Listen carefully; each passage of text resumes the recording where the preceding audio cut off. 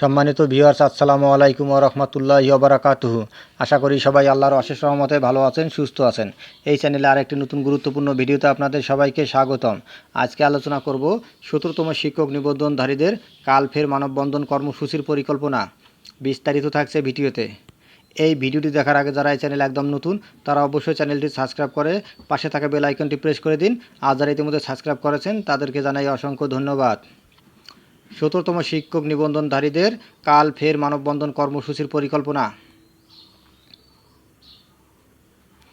ফের রাজপথে নামার ঘোষণা দিয়েছেন 17তম শিক্ষক নিবন্ধন পরীক্ষায় উত্তীর্ণ হয়েও বয়স জটিলতায় পঞ্চম গণবিজ্ঞপ্তিতে আবেদনের সুযোগ না পাওয়া প্রার্থীদের একাংশ।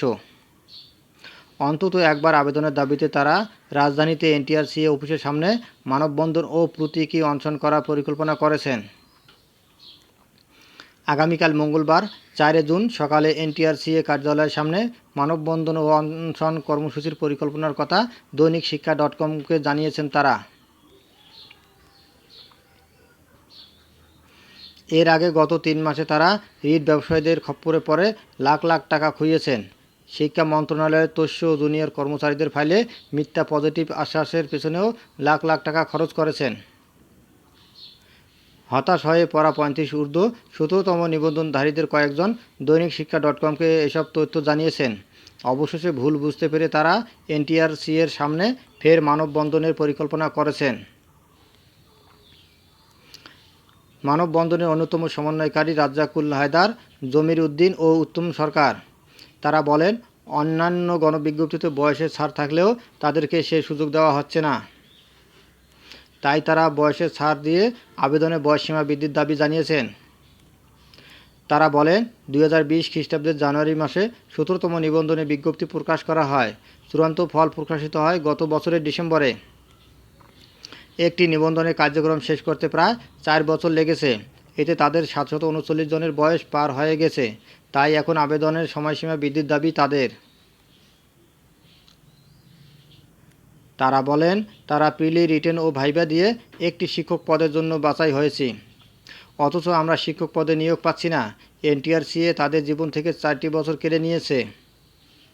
এনটিআরসিএ আমাদের বিভিন্ন প্রতিষ্ঠানে যেতে বলেছে, কিন্তু কোনো কাজ হচ্ছে না। এখন অন্তত একবার হলেও আবেদনের সুযোগ চান তারা। তারা বলেন, যৌক্তিক দাবি আদায়ের আগামীকাল শান্তিপূর্ণভাবে মানববন্ধন ও আমরণ অনশন কর্মসূচি পালন করবেন। তাই সারা দেশে 17তম 35 ঊর্ধ্ব নিবন্ধনধারীদের তাদের কর্মসূচিতে যোগ দেওয়ার আহ্বান জানানো হয়েছে। জানা যায়, বেসরকারি শিক্ষা প্রতিষ্ঠানে 96,736 শূন্যপদের শিক্ষক নিয়োগের পঞ্চম গণবিজ্ঞপ্তিতে 24,000-এরও কম প্রার্থী আবেদন করেছে। এতে এনটিআরসিএর নিবন্ধনে পাশ করা 17তম শিক্ষক নিবন্ধনধারীরাও বঞ্চিত হয়েছেন।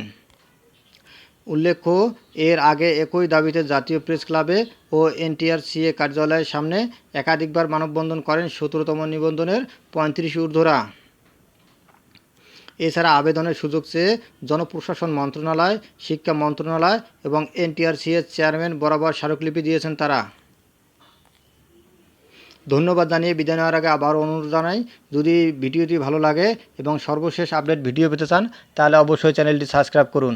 ধন্যবাদ সবাইকে।